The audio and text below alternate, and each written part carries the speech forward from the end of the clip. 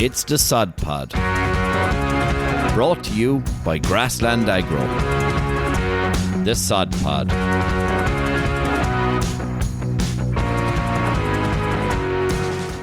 Hello and welcome to the Sod Pod. What an amazing time it's been. Clover week ran by Teagasc Grass 10 team. And obviously there was 2 weeks of Clover walks in a build up to that, covering almost every corner of the country as well. Look, wasn't it brilliant to hear the positivity that's out there in such a tough time, and please God there's light at the end of the tunnel. We've seen a great turnaround in the weather recently and long may it continue. So John and Ed gathered with Caitlin Looney and Joseph Dunphy, two Teagasc geniuses, or as they like to kind themselves, experts, allegedly. Let's have a listen to how they got on. Delighted to be joined by Caitlin Looney and Joseph Dunphy from Teagasc. We also have Steady Eddie Healy on with us.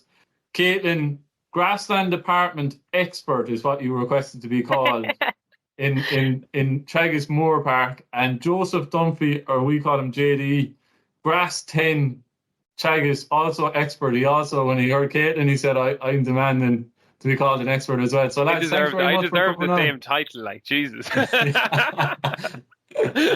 Thanks a million. So Sligo, Cork, Kilkenny and Clareman myself. So obviously I'm the only one competing for silverware at the moment for the league final, which we will probably have won by the time this goes out, obviously. But make sure you don't edit that out now, that'll stay in. Yeah, that will come back to haunt me. Especially when Kilkenny win it. Yeah, oh no, disaster. Sure, listen, I'm in this deep anyways, I'd say going.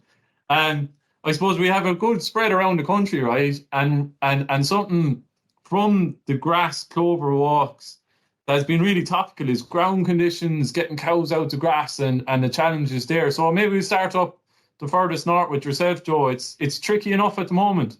Yeah, sure. Look, it's been an awful March. I think when we go through I suppose an awful February, you kind of get towards maybe the 10th of March and say, well, next week it'll become good, and next week it'll become good, and then well, next week it'll become good after that, and now we're in mid-April, and things are only improving. But yeah, look, it's been very difficult. There's huge variation, John, in percentage grazed. Like those people that we're starting second rotation, in mid-April, and there's people who were only starting grazing on the 1st of April,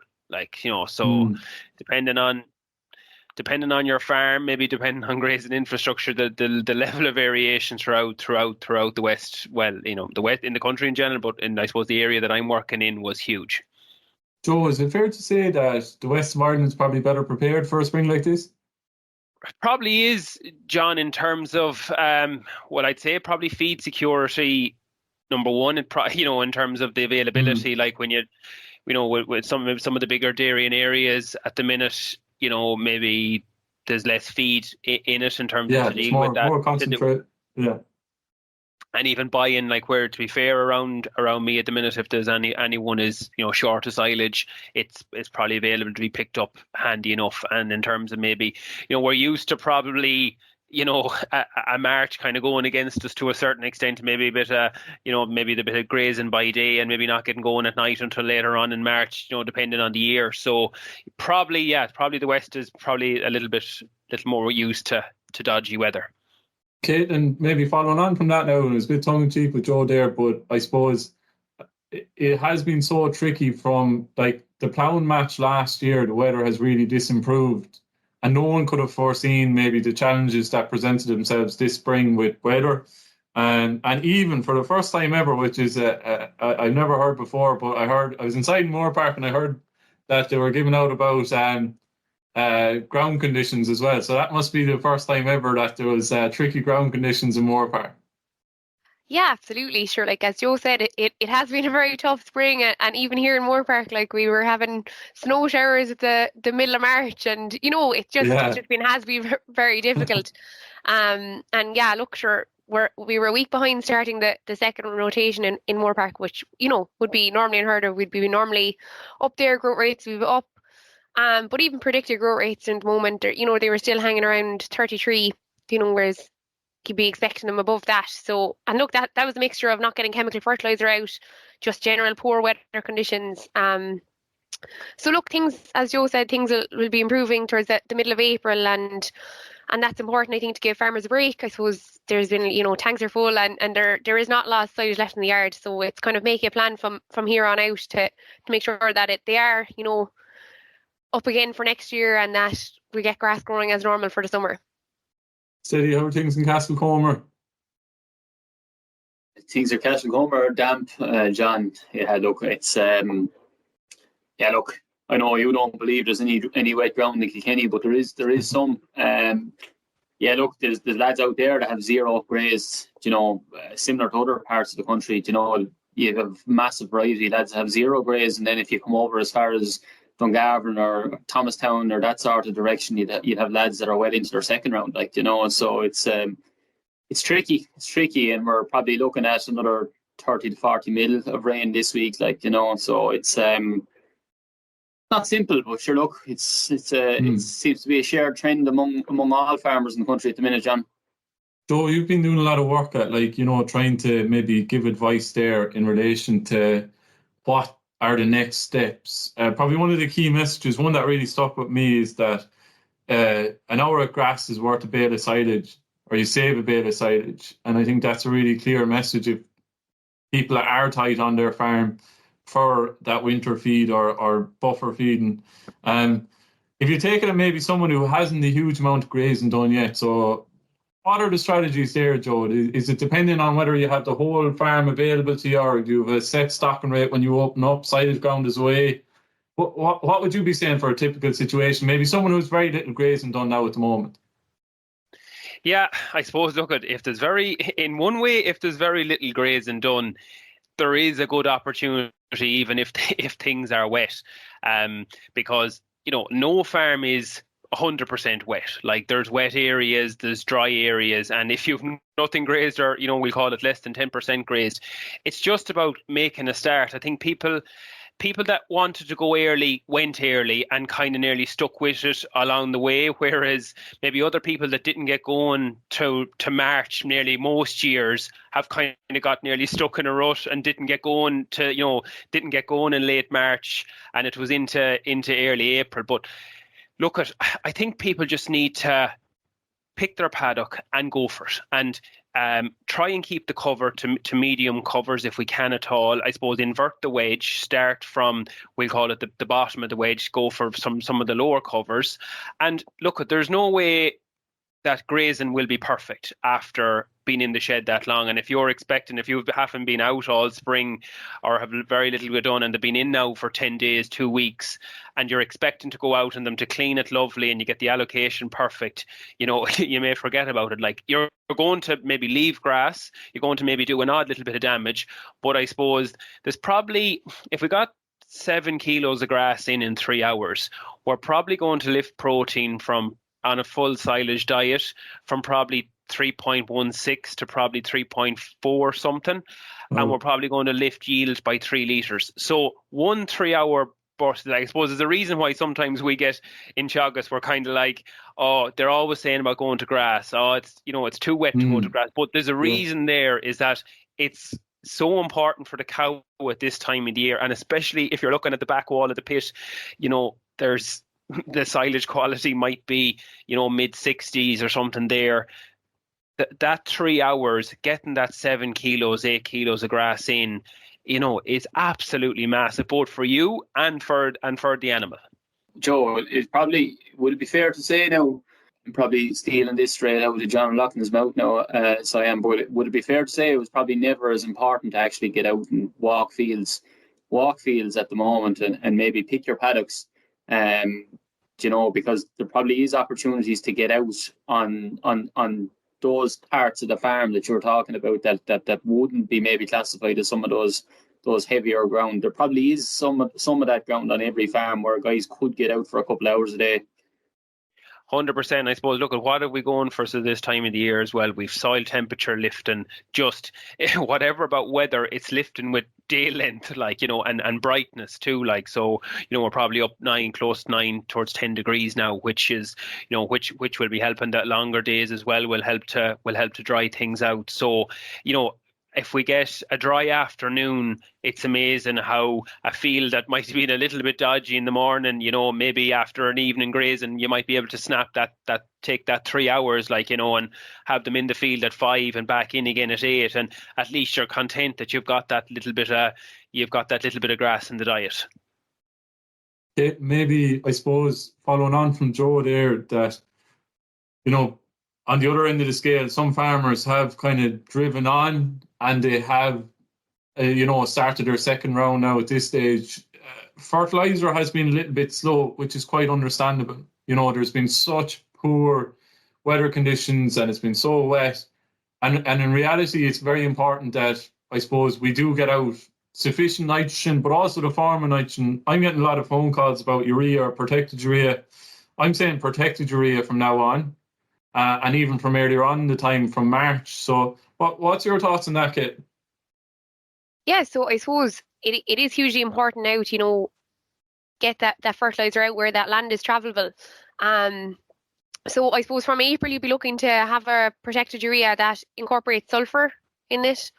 It's important, you know, to get sulfur out and ground and help you know, that'll improve the nitrogen efficiency of that chemical fertilizer that's gone out. Look, it's not going to be a matter of catching up. It's just making sure now, once you start your April rotation, you're getting your 20 kgs of nitrogen out on it, getting the paddocks ready to grow. And look, getting them grazed, as Joe said, is equally as important. Like, once they're grazed, you're able to spread your chemical fertilizer or your slurry on them. And then, look, if they're not grazed, you're probably better off going with a chemical fertilizer before the cows go in there. Thinking about maybe taking those paddocks out for short-term or long-term silage, depending on what your wedge is looking like. Yeah, this is a bit of a contentious one, but obviously, if we can get out the grass by day, is there an argument, if the silage ground is reasonable to travel, maybe a bit fragmented, to zero graze by night? Might just go quick around the grounds. Maybe, Joe, what would you think? Or yes or no, or leave it run on, or farm specific? It depends on, like, I think it's very farm specific in terms of what you're at the minute. If you're like, if you you know, some of it you want to have closed up by the middle of April, you know, depending on what the situation is. Maybe if some of it closed up, or there is a field there that, you know, it's not every field that can be zero graze in terms of, you know, in damp weather. It needs to have very good infrastructure, you know, an out farm with very good infrastructure that can kind of get in off a road and get to it and then get back on a road again or something like that. Like, you know, sometimes silage ground is not very well, there's not good infrastructure in it. It kind of tends to be larger fields and not ideal, you know, going in there in dodgy weather, like, you know, with a zero grazer. But look, it's an option to get grass in the diet. Like, obviously, you know, there's this element of cost in it, but yeah, it's worth it. You know, if it meant a second bout of grazing in the evening, I don't see why yeah, not ideal, so, but it could have a place for road to play in some instances. So I suppose we've covered, lads, there kind of in a bit of detail, you know, the challenges that are there at the moment, and hopefully we'll get a decent spell of weather. Now, the one last thing I want to ask before we go away from this, and it's something that I hadn't really heard mentioned a huge amount in the Fodder Security Committee or any of this stuff, is the potential for it to come very dry for the summer, because we've had above average rainfall for the last, I think it's 8 months. If we get below average rainfall, we could potentially face a drought. So it'll obviously affect Caithness in and around Cork and a lot of the dairy beds. Joe might have an influence on some of the more limestone ground. You were smiling at me there. Now you're saying you're safe as a house in a. We'll be in the clear for the summer. The West will be awake. Teagasc Clover will be booming as well, but the rest of the Kenny will be under pressure. But West Clare will be flying it as well, turning into the Golden Vale. But, like, is there anything that we can do? So fodder stocks are low. Is the question I'm asking is targeting an early cut of silage going to give us a little bit more leeway? And I suppose not having that natural instinct to say, I've no silage in the yard. I'm going to leave this turn into a Godzilla of a crop of silage and, build a place as much as I can. You're going to diminish the quality, obviously, but you're going to take your baiting on that and get... Is there maybe a case to say even part of the farm to take out those bales if the grass has got ahead of you, you haven't got the grazing done, or even targeted your main first cut a little bit early? So it's all about the wedge. Yeah. Sorry, Joe. But you're not overstocking to close up for silage just to fill the pits. If you are going to come into a drought situation, I think, Joe, when we were looking at the wedge, it was 20% long-term silage, 20% short-term silage. If you do have to take bales out, keep your wedge. You're not taking them all out in the same week, so you don't have this 40% of your farm that mightn't be back in terms of, land grazed for or land that would be eventually grazable for if there was a drought. And having your first cut done by the 15th of May, still targeting the 15th of May, so you can get a second and third cut in that are good quality. Because I think you reduce the overall yield, Joe, don't you, if you're pushing that first cut out? Yeah, I think the old Grange work there still, it's there a long time, but it stands up that, ideally, that I've already heard it once or twice is that, no, I'm going to push on, I'm going to make a big crop of first cut in June. But really what puts quality plus also tonnage is cutting correctly in May, getting May growth and early June growth into that second cut, taking it again in the middle of July, and then reassessing, doing your fodder survey then along the line, doing it there on pasture base. Have I enough winter feed? And I think then if we're, hit the middle of July again, if we need to go and take a third cut, or we need to go and buy some feed at that stage, then it's an option. I suppose just back to, we were talking about there about the stocking up the farm. My former colleague in the east, John Douglas, would have been dealing with a lot. JD, yeah. And poor old JD has the other JD has left us, but he would have been talking about that. It's particularly in the drier counties. And what happened a couple of years ago after one of the droughts the previous year, some of that first round stuff that wasn't grazed was left to go to a big first cut. And what happened then? All of that was out of the wedge. It was cut on the 18th, 20th of May, and we got a drought the first week, the last couple of weeks of May and early week of June. So they were removed, and then the farm was completely bare. So I think the key point is there. If there's 15 to 20% of your farm that, you quickly realise on the 20th of April that you have, 1,100 back on 3 or 4 paddocks, you still have 20% of your first round, 20% of your first round to go that has got 1,800, 2,000, 2,200 on it. Like, the place for them is in a bale, and the time to take them out is the first week of May, and that they are growing back, then you have, there's 3 weeks of growth, then they're coming back into the wedge on the 1st of June, and the farm isn't under pressure. Whereas if you leave them to go to first cut, it's very, that stuff has been growing since last September, so that's going to take a while to grow back if you leave that until the 20th of May or 25th of May. So it's going to be doing different things. It's not about putting all your eggs in one basket, Yeah, and I suppose probably decision making is going to be key on farm as well. There, to trying to decide if you are going to have enough grass, if you are going to be in a surplus coming and actually whipping out paddocks straight away is probably going to be really important there as well. Yeah, it's going to come back to that, nearly that weekly grass walk from probably, from now until the first week of May. Well, we should be on a weekly walk now anyways. We're in the middle of April, we should be on a weekly walk, but it's going to be very, very important, because sometimes some of those covers now that are coming back on the second round, the minute they hit 800-900 there, and with a bit of heat, they lift.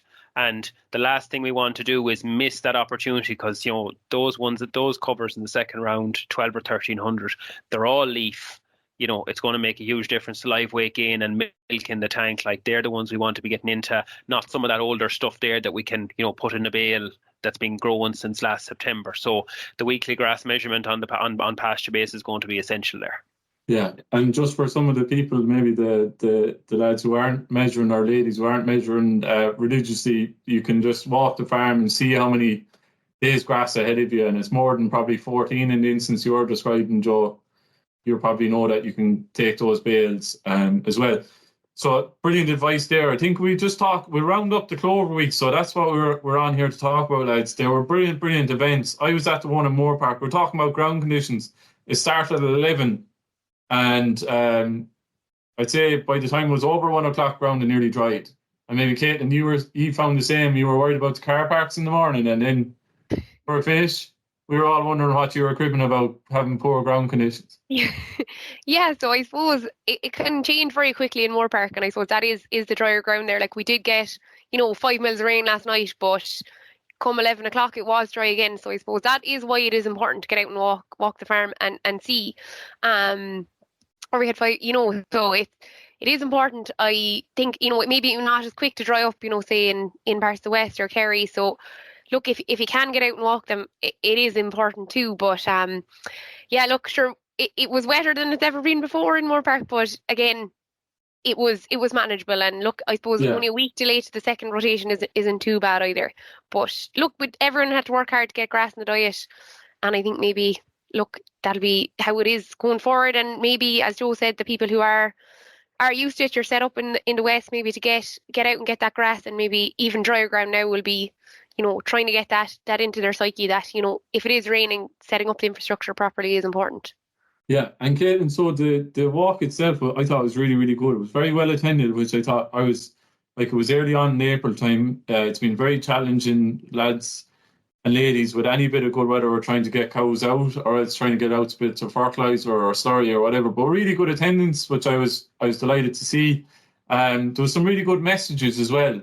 So I suppose all the walk started with an overview of the farm, and in this instance, it was an overview of the Clover study. And there's some really positive, there's some really interesting information there. I thought the cows looked really well as well. I thought they were in great nick, but the performance of the grass clover versus the grass only in terms of milk solids production is quite significant.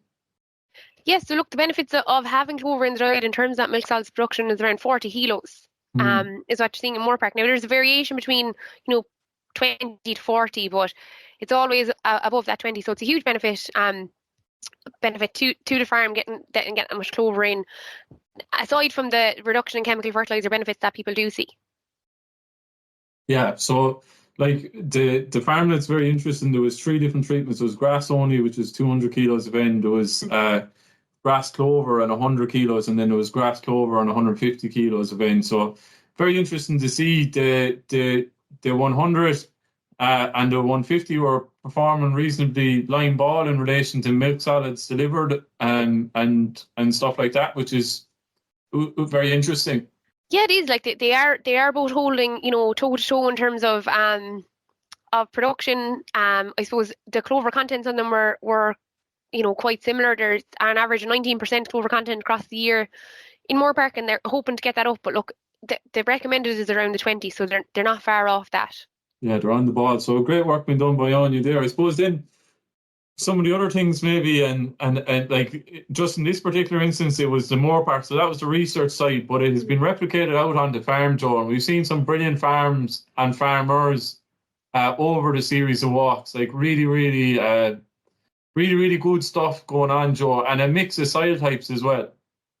Yeah, sure. Look, I suppose it's important from a Teagasc point of view that we're well represented nationally in terms of we take in soil types, we take in different farm sizes, like sure, look, we were in Stephen Fitzpatrick's up in Donegal, a new entrant only a couple of years ago, on a mixed platform. Then we were in Superground in Shane Seymour's there in Kearney, in Tipperary, not far out, and Enna, so over in the west then in David Dolan's, up in the east, Brian Meads there, in County Meath. So, massive, and different systems, and trying to see how can clover add to the picture in all of them, like.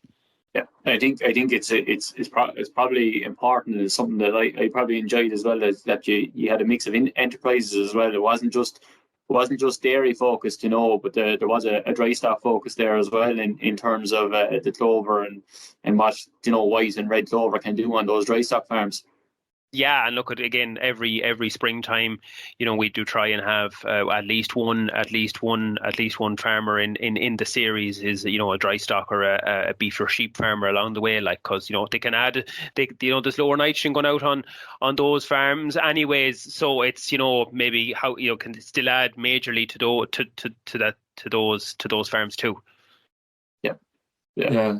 No, I think. Listen, I think well done to everyone involved, especially the farmers for hosting the events, because it's not easy. Like especially coming off the back of the spring that we're after having. Like it's not easy to open up your farm, and lots of challenges on farm, slurry and getting out, and clover now on top of it. But I suppose one thing that came up on every single walk, and one thing that was openly addressed, it wasn't like being hidden, is the risk of bloat. And that's a genuine concern for all farmers who are thinking about clover. But I suppose, everyone was very open about it, but there is strategies maybe to prevent it as well.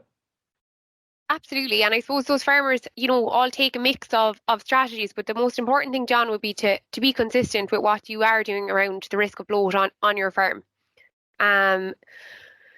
There's different options that they do. Say in Moorpark here, there's a 3-hour break for any of the higher clover percentage paddocks. Not letting all the cows out at once, incorporating bloat oil in water, and I suppose bloat oil is one that has to go in before the cows go into a clover paddock, because the risk of bloat kind of comes on those damp mornings where the dry matters are low, and cows are less likely to be drinking water. So I suppose the farms that we do see try it, they do have it in, maybe 5 or 6 grazings before they even go into a clover paddock. But look, it is an issue, but it can be dealt with, especially if you're, very consistent with how you manage for it. And I suppose the one thing that we would see is, too much clover seed going in at the start of a reseed, and maybe very little nitrogen on those reseeds, letting clover contents go above the 25, 30, 40%, particularly in autumn. So I suppose it's important, just to stick with your 1.5 to 2 kilos per acre in your reseed, and for the grazing you're kind of sticking to your white clover. They're the most important things that we've seen about it, trying to avoid bloat on farm.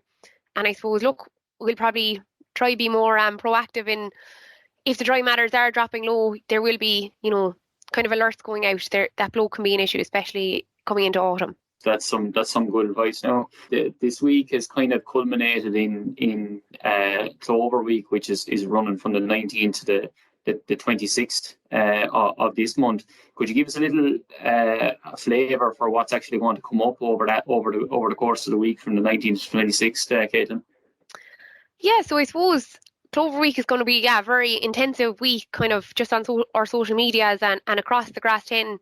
The Grass 10 sponsors, which includes yourselves. So we're hoping to promote, the benefits that clover can have in farm. Look, saw it there during the clover walks, how beneficial it was through the research and to those farmers. But what do farmers across the country, kind of what benefits can they see? So I suppose there's financial benefits. It improves our sustainability on farm. And then I suppose if farmers are thinking of adopting it, where can they get all their information? The importance of soil fertility, how the clover plant will work, how to establish clover, whether that be through reseeding or oversowing, managing that clover then once it is established, and maybe those risks around bloat and how they're applying their fertiliser to those swards. And then, as an aside, it'll be, looking at red clover on silage swards as well. So it'll be very focused over those kind of 6-7 days. Brilliant. Lads, before we go on to what's in the news, highlight from the walks. One each. I'll go first. Really putting us on the spot. Mine was Mick Donovan being upset about ground conditions in Moorpark. I just the irony. I know I've gone on about a lot, Caitlin. I'm giving you a hard time. It's a sore spot, Joe or John. Yeah, I just got some kick out of it now, to be honest. So poor old Mick, he's tough, but maybe Caitlin, what else did you think? What was your takeaway? Look, I suppose a big takeaway from you would be, how positive farmers actually were, getting out on farm, getting out to the walks first off and holding the walks. It has been a challenging spring, but they came out to ask questions. Hopefully we provided some solutions for them, but it was brilliant to just have them there in the first place. Brilliant. Joe. You took my one, Caitlin.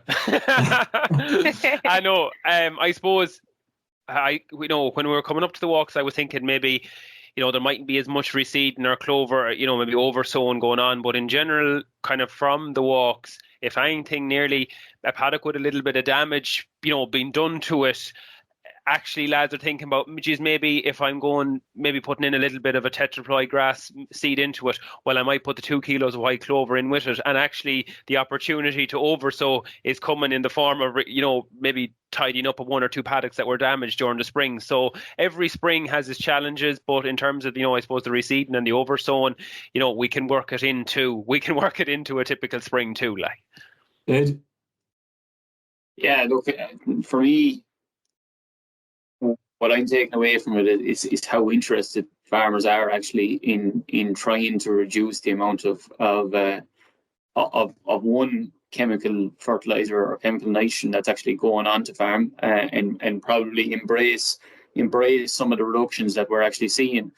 And two, what I was really interested to see is the new fertilizer strategy that the lads in Teagasc are after coming out with in terms of how much nitrogen is actually required depending on the quantity of clover that you actually have in your sward. I think that's really positive to have there going forward, John.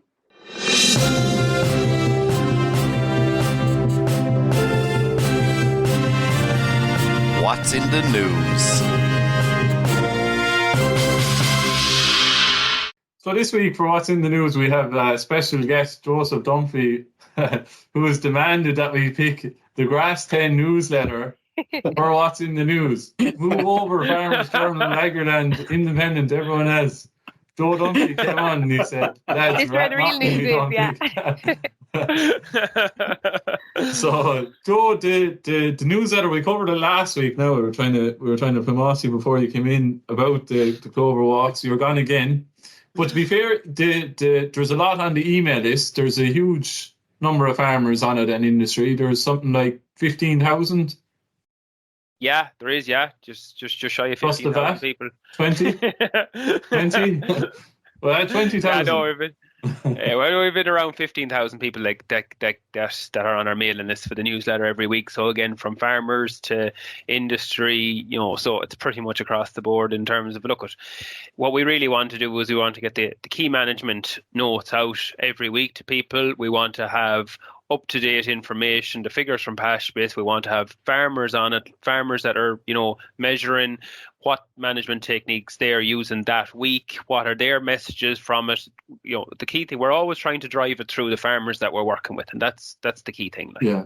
No, they're the best ambassadors for everything, to be fair. And Joe, the particular bit of the article we picked was feeding the cow, because I suppose we talked a lot about today about the challenges, but central and most important, and we covered ourselves last week, Ed, is priority number 1 is feeding the cow.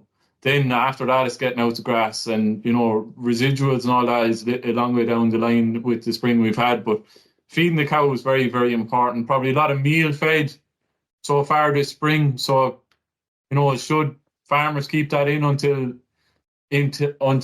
breeding is done and dusted, or what's the strategy, Joe? What do we need to be looking at? I suppose when silage is in the diet full time, I suppose from an energy and a protein point of view, that's where we need to be really looking after the cow, because, as we said earlier, when the cows are at grass, they're getting a higher protein feed and they're getting a higher, energy feed as well. So by having the animals even at grass for one grazing during the day, we're automatically helping that animal. I suppose when people I suppose the point is that when people, we're only, a couple of weeks out from breeding at this stage on some farms, is absolutely, mental to believe that, but kind of just seems that the spring has been going on all the time, but now you're only blink and you're around the corner to breed. And so, if we're feeding poor silage and not helping the cow in terms of concentrates, if they're there full time, we're going to absolutely strip condition off them. So it's vital that if they're in full time, that they're being fed a good quality probably a 16% or an 18% ration, just to help that animal along towards breeding. And look at we get away with a 16 if it might be in and out. If you're in and out the odd day, a 16 will do. A little bit higher if it is, but as you said, it's absolutely vital we protect and look after the cow now at this stage of lactation. Sorry, this is the first time ever, Ed, that we've had the author of the actual article on for what's in the news. So this is I don't think we'll pull this off every week, but thanks very much, Joe. We'll have to do a book signing the next time. Now, John, that's what we need to do next.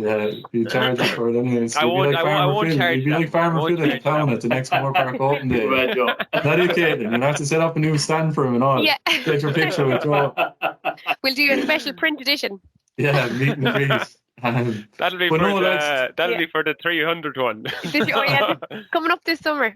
Yeah, I'll sign the 300th one this year during July.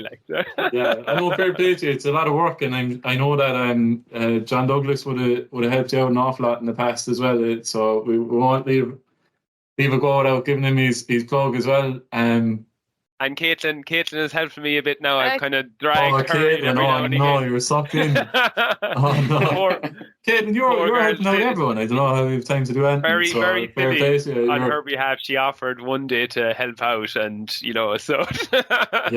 it's been. Fair play to you, I took that. So fair play to the two of you. Honestly, it's a great, useful resource to have there, and everyone else that contributes. I know there's an awful lot more than just yourselves. So. Listen, lads, thanks a million for coming on. We really appreciate it. A lot to look forward to. Hopefully everyone will engage with the Clover Week on social media, and if there's any information required by any farmer, get in touch with your Teagasc advisor or your grassland agro agronomist, and we're all there to help with as much as we can. So I suppose for Clover Week, where you can find any of the information is on the @Teagasc Grass 10 Instagram account, the @Teagasc Grass 10 and the @Pasture Base X accounts. And look, the hashtags are #Clover Week and #Let's Talk Clover, and they'll be on all the Grass 10 and Grassland Agro accounts over the next few, or the week that's in it.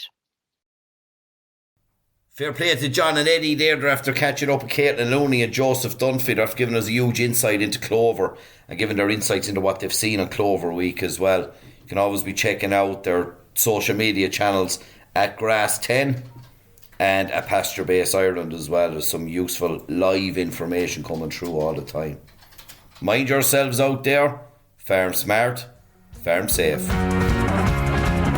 Hey, thanks for listening to the Sod Pod. We hope you enjoyed it. To find out more, head over to www.grasslandagro.ie or check out our social channels: Facebook, Twitter, Instagram, LinkedIn and YouTube. That's all for this episode. See you next time.